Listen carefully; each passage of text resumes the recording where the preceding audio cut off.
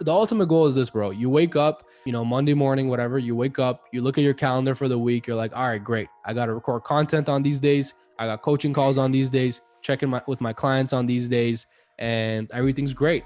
And this week, based on my lead gen guy and doing my 10 minutes and based on my 60-minute guy, it looks like I'm going to have 2 to 3 new clients coming in this week. So I'm going to do the onboarding call, bring them in.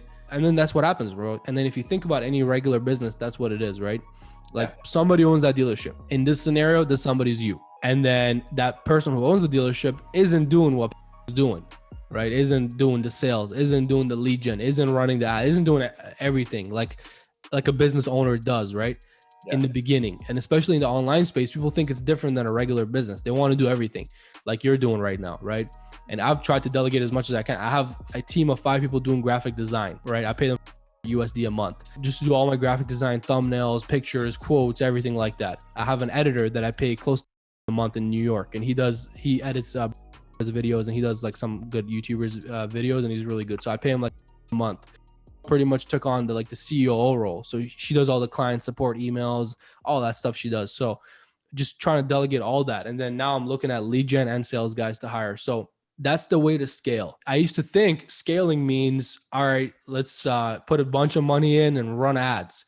But let's say I did that, right? So I actually had a call who worked in his office in Miami, ran all of his ads for years, then started his own agency. He ran all of ad campaigns, the other sales guy who's like pretty known. He runs ad campaigns for founder of and really big entrepreneur guy. Runs ad campaigns for, I forget now, but on like a bunch of dudes, a bunch of like well-known guys.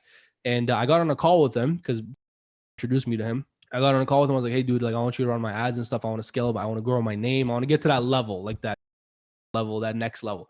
And I was like, I really want to scale to that. He's like, okay, well, this is the pricing. All that is, it's USD, just retainer, just to pay him monthly, just to work with him. And then ad spend is minimum a month for him to run your ads and stuff. So it's a minimum USD per month expense. But anyways, besides the money, again, it's worth it if you make all that and then some in return, right? But besides that, I talked to him, and then he's like, he literally told me, he's like, he sent me an email with all these things that he would need me to do before I can start scaling that way. And the biggest things were to do exactly what I'm telling you. He's like, you need to outsource.